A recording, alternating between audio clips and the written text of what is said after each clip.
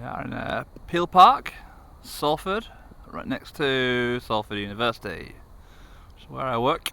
And today I got my new toy, which is, it is a NVIDIA Jetson Nano developer board. So I thought, why not do a fucking unboxing video? I'm probably one of the first people in the country to have one of these things, maybe. And you don't get enough unboxing videos in parks, so let's do it in the park. And if we're gonna do it one-handed, that is, because of course I've got to hold onto this phone. So hopefully this is gonna work. Maybe. What have we got? No.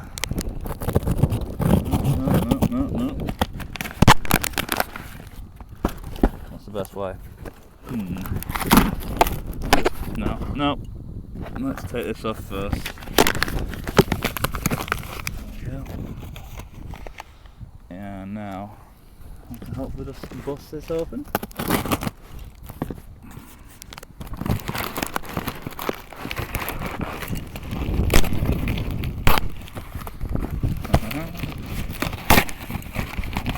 Right, so getting closer. Got, let's see, so yeah, £113 including VAT and postage. That doesn't include a power supply.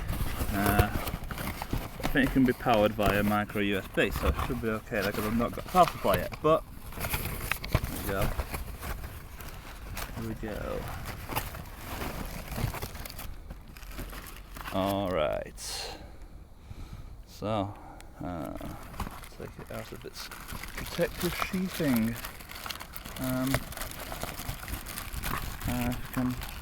It's really not want to job this.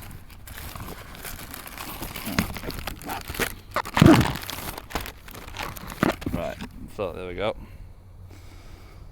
What have we got? So product specs, Maxwell GPU, 4GB RAM LP DDR4. Yeah, that is what I wanted. Yep, and it says you can power it by micro USB. I'm sure somewhere online it said it had USB-C. I don't know where I read that, but it probably doesn't. But anyway, let's try opening it then. Again, I think I'm gonna have to drop the camera for a bit.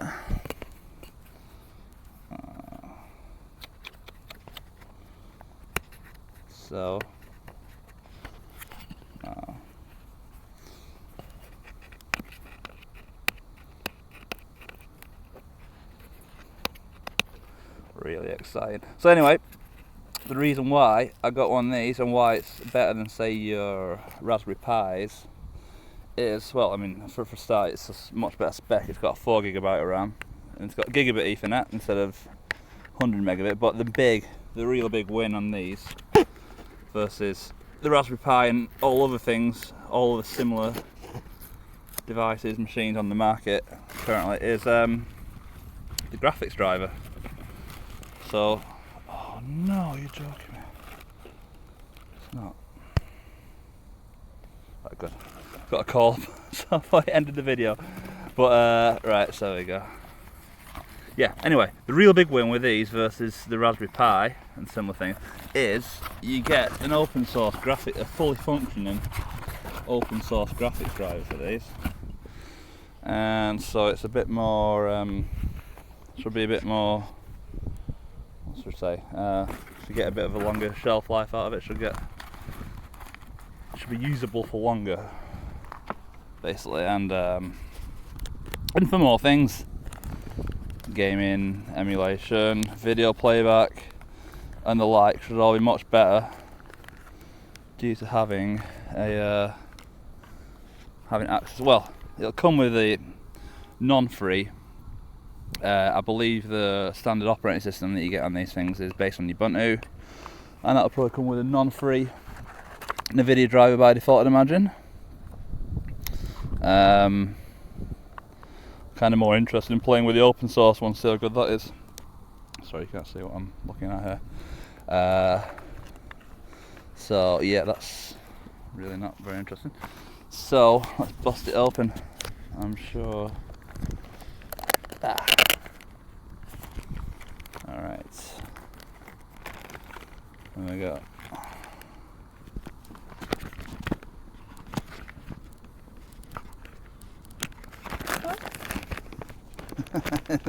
Can't do this one-handed. I cannot do it.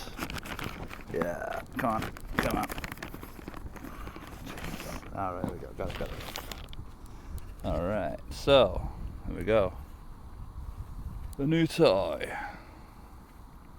So you got 4 USB 3 ports, which of course you only got USB 2 ports on the Raspberry Pi machines.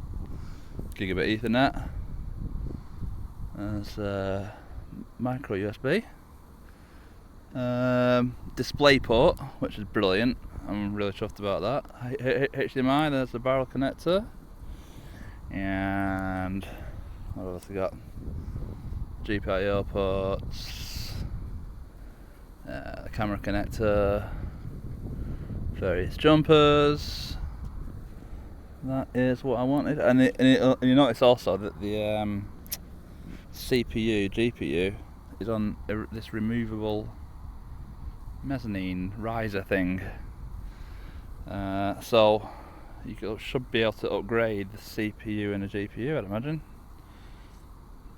if they choose to release alternate modules.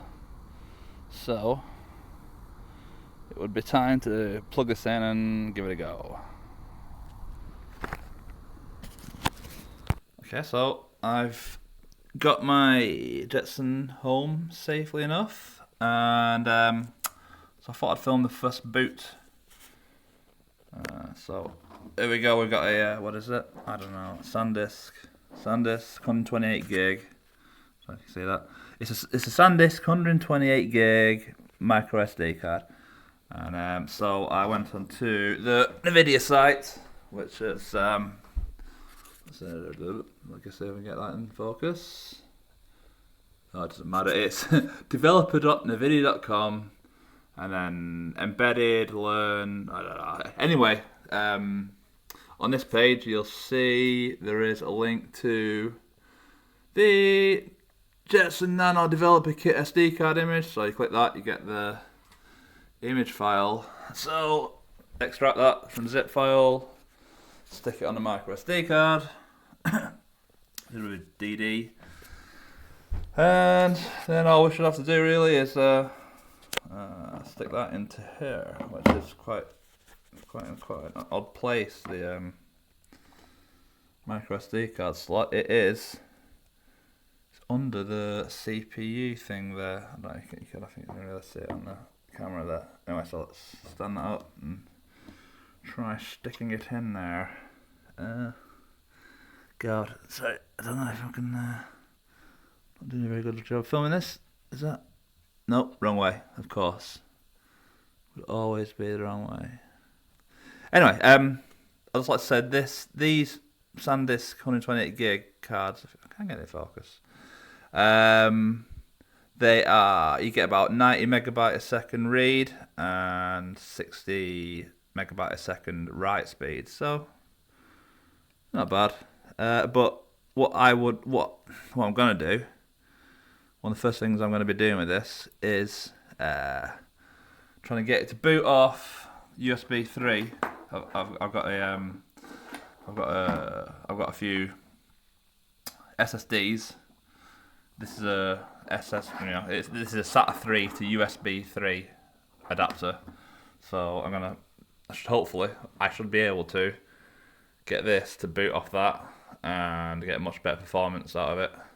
But even better than that would be this has got an M.2 slot. I think it's under there. So if we get the right adapter, then maybe we can stick a M.2 SSD on it.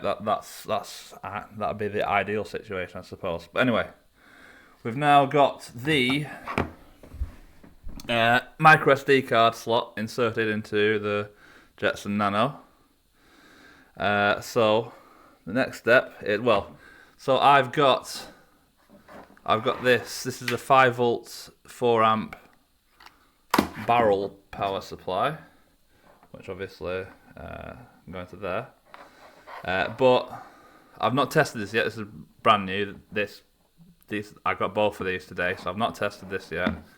So you can also power this, and this is what I'd need if I'm going to be using it with, say, this. Really, I might not get enough power if I'm just powering this off the micro USB. So I've got a Samsung travel adapter, and I know we can get 2 amps through this because I've used it on some of my phones, and this is a quick charge capable cable, so this should provide enough power to power this because it needs at least 5 volt 2 amp. So the first thing I want to do though is plug in the display. So let's plug that in. So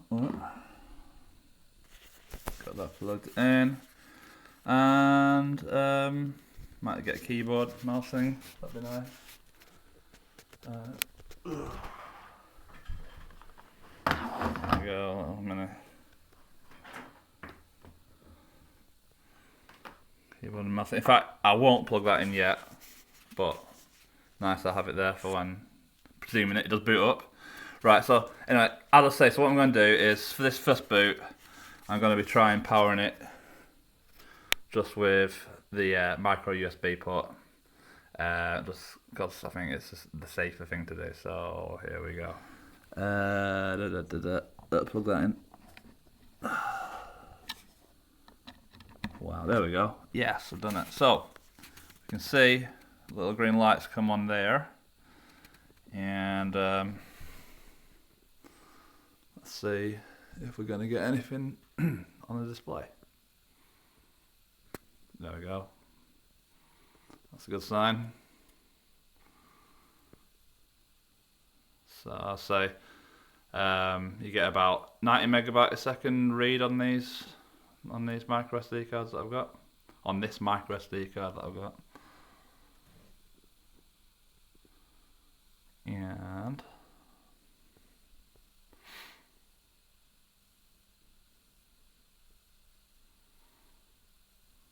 might be a bit slower on the first boot.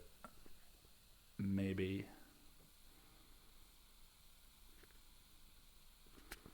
Right, that's looking promising. That's looking like 4K. I can see it's. You can make out. I mean, this is. Yeah, that's looking like 4K to me. So yeah, right. Okay, I'm gonna. I'm sure you've all seen. Well, most of you would have seen a Ubuntu install procedure before, so I'm not gonna bore you all with this. I'm just gonna go ahead and do this, and I'm not gonna have time to do much else tonight. But yeah, I just wanted to film the first boot. It seems to be working. Okay, so I've now spent a couple of hours messing around with the Jetson Nano, the NVIDIA Jetson Nano development kit, and yeah, well, I've got to say the first impressions are very good. So, well, the first thing that I've got to tidy up, well, is that this power supply is what I initially used in to try booting this, and it did actually boot a bit once. So, but not quite. It was a bit unstable. So don't. I would not recommend using one of these Samsung travel adapters with the Jetson Nano. It didn't quite cut it. So what I've been using is, this is actually the power supply that I used to use for my Banana Pi. So it's a 5.25 volt 2 amp new IT AC adapter. Yeah, so that's what I used to use my Banana Pi, and it works great. It seems to work great. I mean, I'll be here for a couple of hours, but it seems to work great with the NVIDIA Jetson Nano. So, right, so we might as well, so I've just plugged it in. You might as well see a proper boot now. So basically I've just updated it. and the first thing I tried installing was ZFS. That didn't actually install properly. I didn't think it was going to install properly, but we'll be able to get it working eventually, but not tonight. I'm gonna do it tonight. But I'll show you a proper boot off this is off a micro SD card. So the plan is to get this booting off USB 3 and then M.2. So yes, there we go. It's almost booted. So basically, this is pretty much as you get it, as the what's it called? It's called L4T, the Linux distro for the Tegra platforms, like the Jetson boards, basically, and like the Switch, I suppose, too, and whatever else it uses, the Shield, the NVIDIA Shield. So anyway, this is what the default desktop wallpaper looks like at the moment under L4T. It's basically Ubuntu. It's Ubuntu with NVIDIA's drivers and their tweaks, whatever. The NVIDIA drivers installed, basically. So Chromium's the default browser on the desktop there, so we'll just load that. And yeah, so what I was thinking is, what I didn't really think about when I bought this is, there's no headphone socket, which is, that's the thing. That's, if I do a Jetson Nano Jetson 2 or whatever, please, NVIDIA, put a frigging headphone socket on it. I mean, I'm not bothered about not having a microphone input. I'm not bothered about that because I've got these USB. This is the sort of thing you want if you really want to. You want a Scarlett 18i20. If you want lots of microphone inputs and a decent sound card for Linux. Or I've got a Scarlett 2i4 somewhere as well, and that's a good one too if you want to. Don't need all them inputs, but you want some good microphone inputs. Anyway, didn't want to talk about that. What we're going to do is we're going to play a 4K video on YouTube. Just to show you. Well, I say so. Yes, it doesn't have it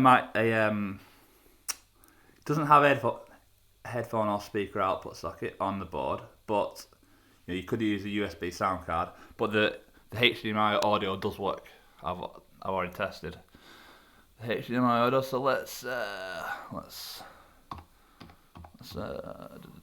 here we go. There's a random 4K YouTube video that I found before. So let's slap this on, and hopefully it doesn't buffer too much. But I mean, well, I am actually filming this on a 4K camera, but oh, there we go, buffering. I should probably just probably pause it and let it. But it is very smooth anyway. It's I've got no complaints about the frame rate. And also, just using the desktop in general is just like using Linux on a PC. And that is, I've been using these Linux ARM machines since the days of the Sharp Zorus, when it had 64 megabyte of RAM and you had like 500 megahertz CPU sort of thing, you know. That was one of the first Linux ARM machines. And it's took all this time. It's took about 15 years for an affordable ARM board with a good GPU with open source drivers. It looks like it's happened. This is buffering. If I'll pause it,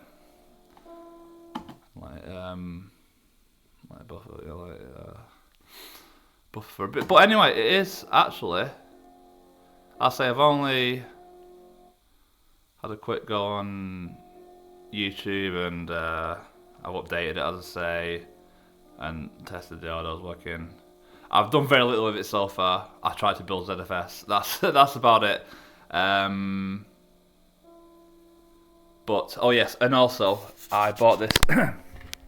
I bought this power supply, and I gave that a quick go. It wasn't working, but I think that's because I'll have to put a jumper. I'll have to probably set one of these jumpers to enable that, to use that, I think. But anyway, first impressions are very good.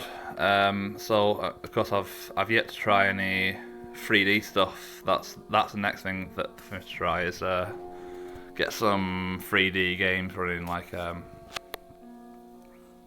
whatever the best thing I can get running on there is. I like to try the Godot, the latest version of Godot. There's a good 3D demo out for that of a game. So yeah, I think I'm just going to leave it at that for tonight. But first impressions are good. Well done, NVIDIA. Well done.